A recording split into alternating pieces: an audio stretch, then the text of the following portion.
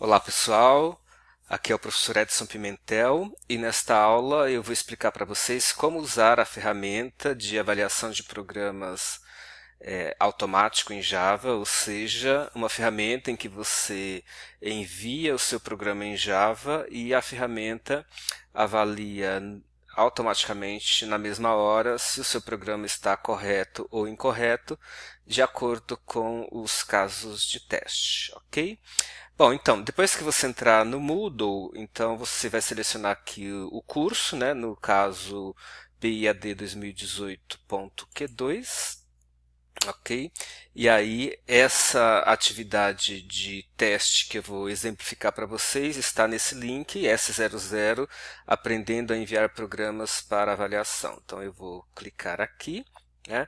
E a atividade, então, é essa daqui, a atividade 01, vetor. Então, eu clico aqui na atividade e aí aparece aqui para mim o enunciado. Tá? Escreva um programa para ler um vetor de 10 números e imprimir a quantidade de elementos pares. O programa deve imprimir a média e os números acima da média. A observação, note que os elementos acima da média devem ser impressos separados por ponto e vírgula. E que a sua classe Java deve ter o seguinte nome, S00 Active01. Okay? Então, isso são informações importantes para que o seu teste, o seu programa possa passar pelo teste. Okay?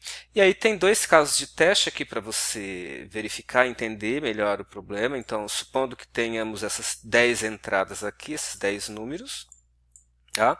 As saídas esperadas são a quantidade de números pares, que é 5, 8, 6, 10, 4 e 12. Né? São 5 números.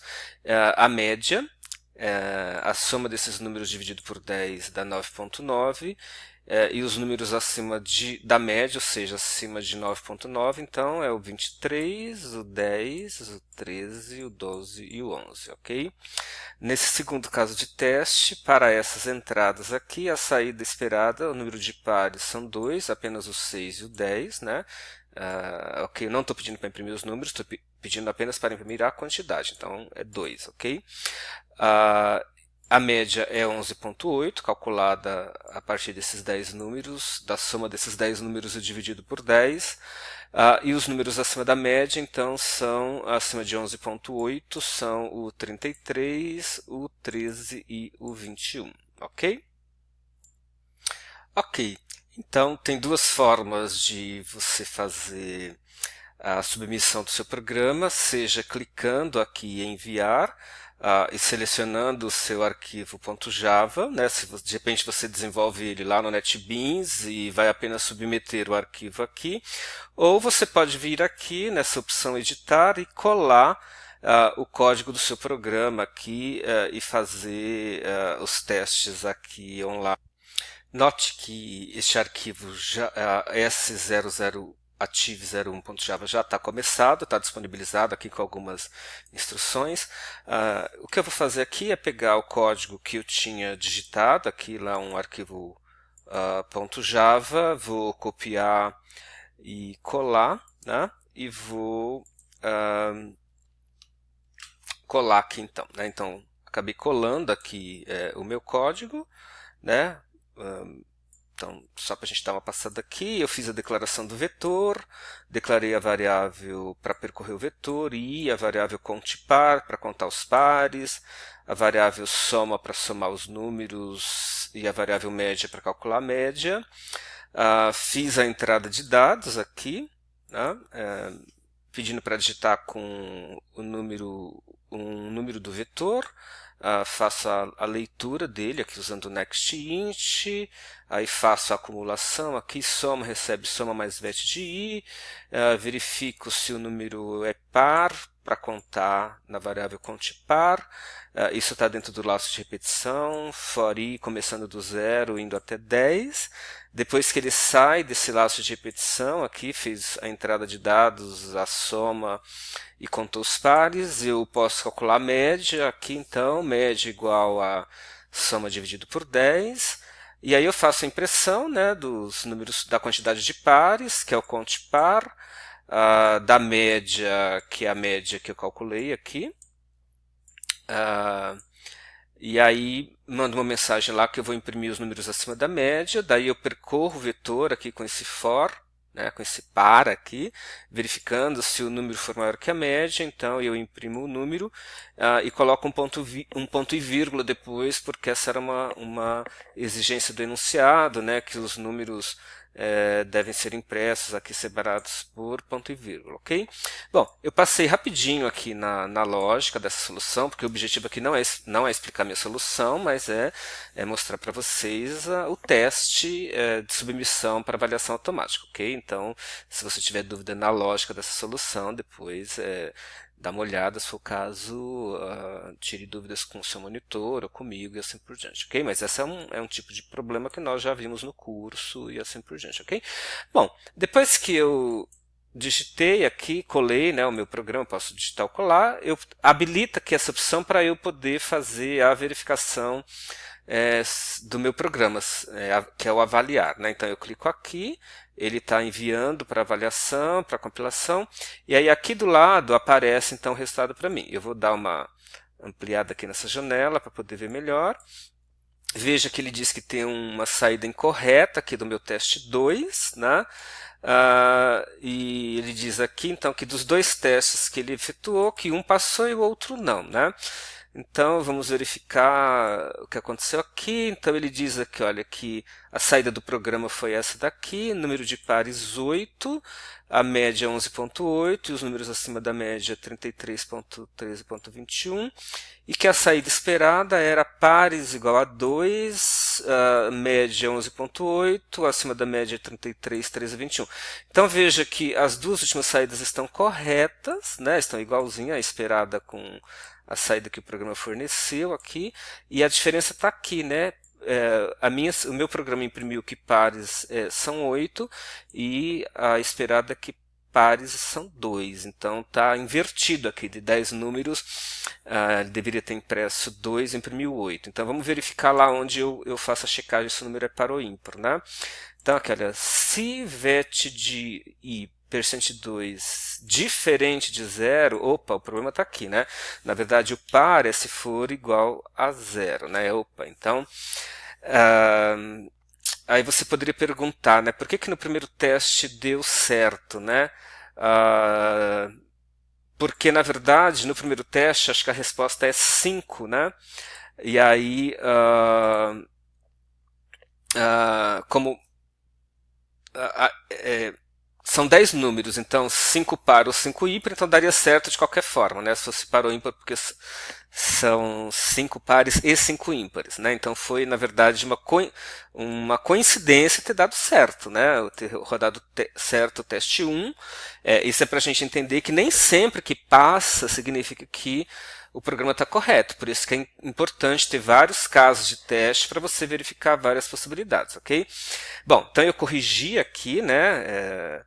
Verificando se o número é divisível se o resto da divisão do número por 2 for igual a 0, então significa que é par, eu conto mais. Agora eu vou salvar aqui e vou rodar de novo. Então ele já mostra o 1 aqui, significando que eu já submeti uma vez para avaliação. Tá bom? Não tem limite aqui.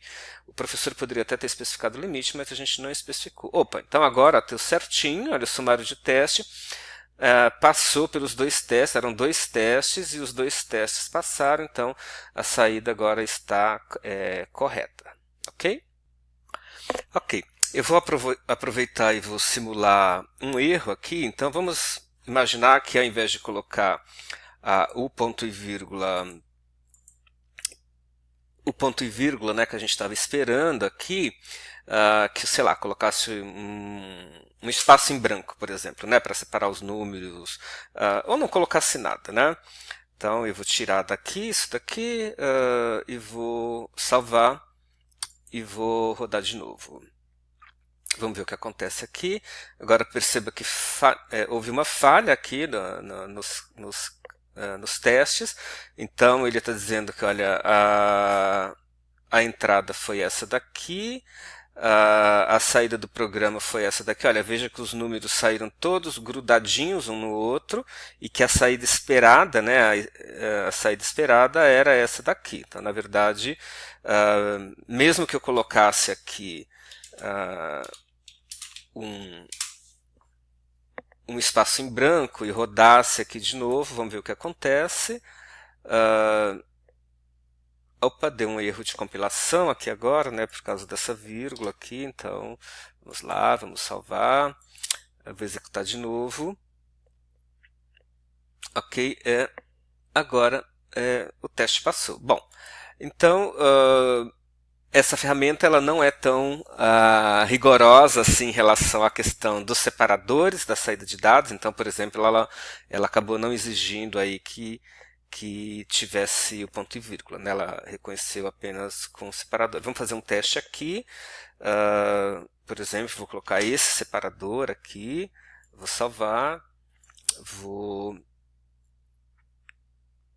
executar.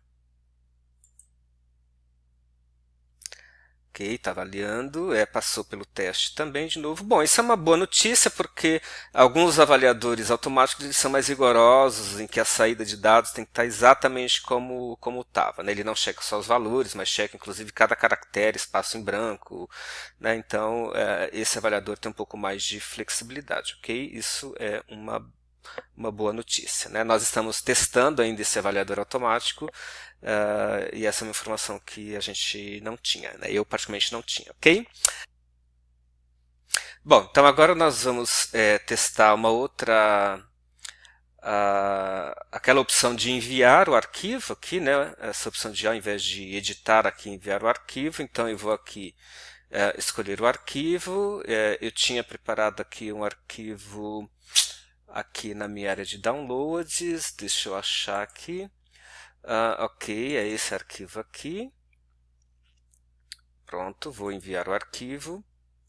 Está aqui o arquivo S00 active01.java. Se o nome estiver incorreto, ele já avisa, né, reclama, não deixa nem enviar, não é o caso. Então ele salvou o arquivo lá, agora eu vou continuar.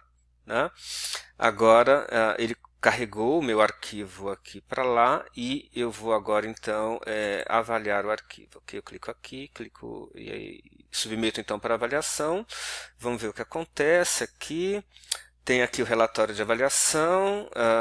Parece que tem um probleminha aqui no teste 2. A entrada foi essa daqui. A saída do programa foi essa daqui. Entre com o número, entre com o número, entre com o número. Deu número de pares 8, na verdade, e aqui deu número de pares 2, então esse arquivo ainda é aquele arquivo que está com errinho, que a gente corrigiu depois, mas tem um outro probleminha aqui que é justamente o fato de estar aparecendo esse daqui, entre com o número, que é a entrada de dados, né, que precisaria estar comentada. Então é isso que eu queria mostrar aqui. Então perceba que